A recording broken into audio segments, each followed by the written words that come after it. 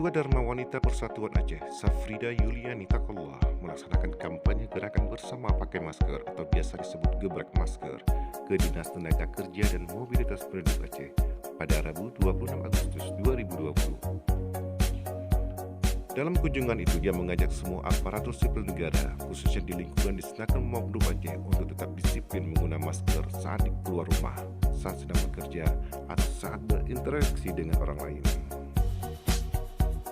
Ikuti protokol kesehatan untuk senantiasa mencuci tangan, menjaga jarak, dan hindari kerumunan dan keramaian, serta ajalah kerabat yang ada di lingkungan kita untuk tetap konsisten menggunakan masker saat keluar rumah. Demikian ungkapnya.